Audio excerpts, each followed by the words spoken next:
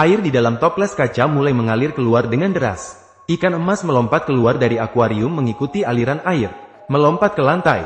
Suara percikan air membangunkan sang kakek yang sedang tertidur. Ketika ia berdiri di pintu ruangan, menemukan lorong sudah terendam air, membentuk jurang yang sangat dalam.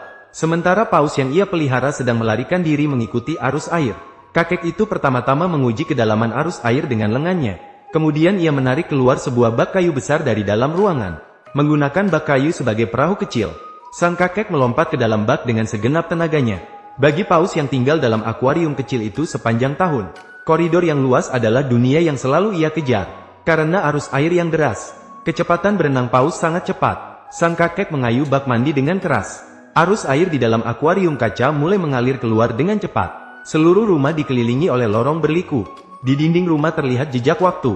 Barang-barang bertumpuk, bekas goresan berkarat. Semua adalah saksi masa kecil sang tua. Dan sekarang mereka sama seperti orang-orang zaman dulu. Menua, melihat sang tua, pikirannya melayang. Tanpa ragu mengikuti paus masuk ke lorong panjang. Di sini, dinding dipenuhi dengan tanaman menjalar. Plesteran dinding mengelupas. Atap yang runtuh. Semuanya adalah karya waktu. Paus sepertinya dengan sengaja membimbing sang tua untuk melanjutkan perjalanan. Selalu berhenti dengan ragu setiap kali. Menunggu orang tua di belakangmu. Di ujung lorong adalah sebuah ruangan yang sudah lama terbengkalai. Melalui dua pintu kayu yang usang, sang tua masuk ke dalam rumah. Semakin masuk, cahaya semakin redup. Di atas atap, kadang-kadang ada tetesan air jatuh, membuat riak-riak bergelombang. Sampai di tengah rumah, ikan mas perlahan-lahan menghilang di permukaan air. Orang tua itu meletakkan sapu di tangannya, menyuruh bak kayu berhenti, membungkuk mencari paus di dasar air. Dia memasukkan kepala ke dalam air, perlahan-lahan membuka mata yang terpejam. Sebuah lorong menuju istana bawah air muncul di dasar air. Di bawah lorong, seorang ibu dan anak perempuan sedang berjalan tergesa-gesa. Gadis kecil memegang ember kecil di tangannya. Di dalamnya adalah paus yang melarikan diri.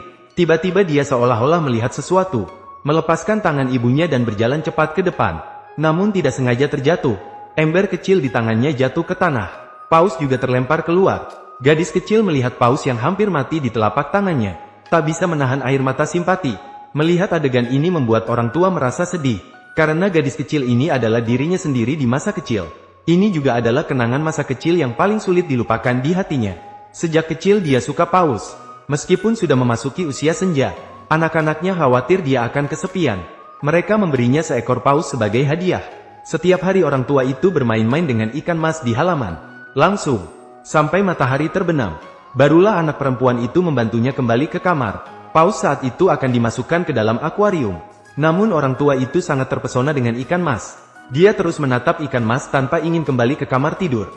Baru larut malam dia ditarik kembali ke kamar oleh anak perempuannya. Dia juga dengan enggan mengucapkan selamat malam pada paus. Kemudian dia masuk ke dalam mimpinya. Sebenarnya yang disukai oleh orang tua bukanlah paus. Hanya karena paus membawa rindunya pada ibunya. Dengan cepat, paus yang menghilang muncul kembali di lorong. Dia berenang melewati depannya. Kemudian perlahan-lahan menghilang. Seperti waktu yang telah berlalu yang tak akan kembali. Orang tua ingin meraih paus ini dengan tangannya. Namun tanpa sengaja jatuh ke dalam air. Beberapa gelembung udara naik perlahan-lahan. Ini juga menandakan bahwa orang tua telah menyelesaikan perjalanannya di dunia ini. Rumahnya yang dulu sudah dibersihkan. Tempat tidurnya juga sudah ditutupi kain putih. Sinar terakhir jiwa orang tua itu. Dia bangkit perlahan dari lantai. Menemukan bahwa semua yang terjadi tadi adalah sebelum dia meninggalkan dunia ini. Hutan. Dia tidak ingin meninggalkan rumah ini. Karena di sini ada ikan mas yang paling sulit baginya untuk dilepaskan. Itu